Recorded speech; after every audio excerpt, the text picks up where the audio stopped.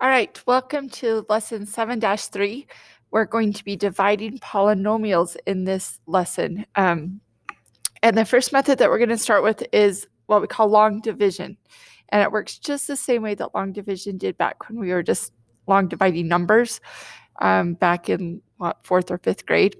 So that's what our warm-up is. We're just going to use numbers, and we'll down here put it into some polynomials and throw our x's back in. But we're just going to start.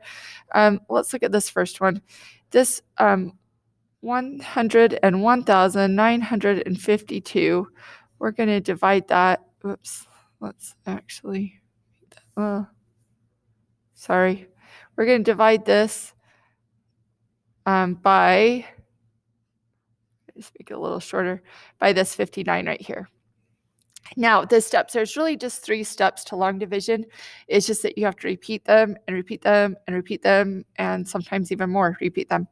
But what you're doing is you're trying to figure out, basically you're taking the first number here and dividing it by 59. Now, 1 does not divide by 59. 59 is bigger than 1.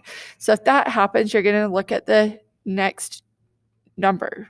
So just keep adding numbers to it. 10 also does not divide by 59. You've got to get a number that's bigger than 59 or 59.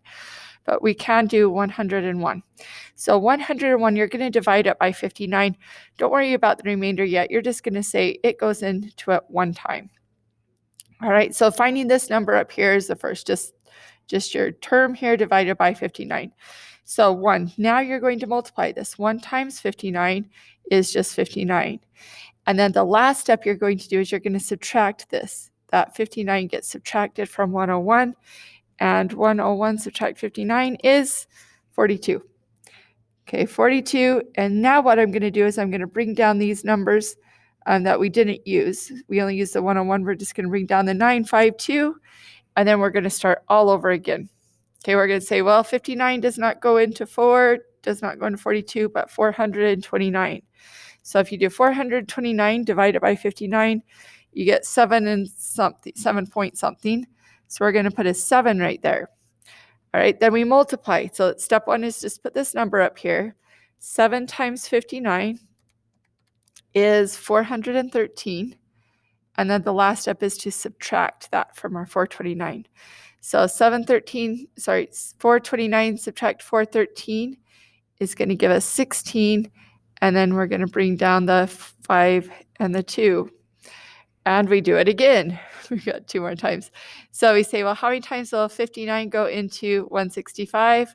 Let's try 2. 2 times 59, 59 times 2 is 118. We're going to put that right there, 118. And then we subtract them. Sorry, guys, we're going over. We didn't leave enough room here. So 165 minus 118 gives us 47. And then we'll bring down the 2 right there.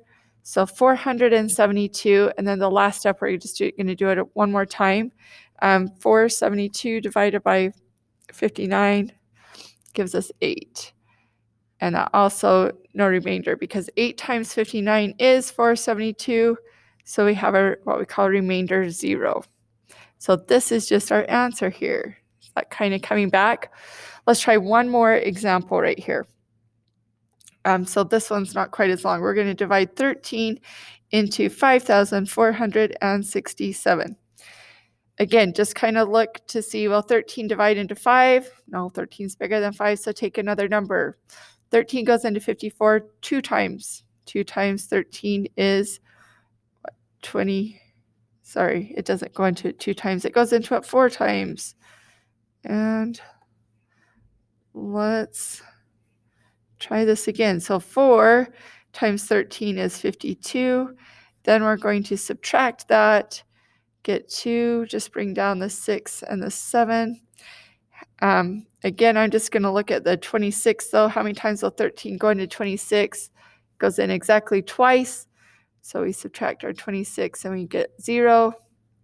7. How many times will 13 go into 7? 0. It does not go into that at all. But this 7 now, when we 0 times 13, we subtract that. This 7 is going to be our remainder. So we could write it as remainder 7. And that's how they used to let you write it back in lovely elementary school. However, they did teach you another method, and we're going to actually make you write it in that other method now that you're in high school. We're just going to write it as a fraction. This 7 right here did not get divided by our divisor, the 13. So it's 420 and 7/13. Okay, so sometimes you have no remainder, but if you have a remainder, you're going to write it as a fraction just over what you divided by. Basically, it's saying 7 was the only thing that we did not divide by 13. Everything else we did. Okay? All right. So now, actually, we're going to stop this lesson. The next lesson will show you how to divide the same method, but using polynomials.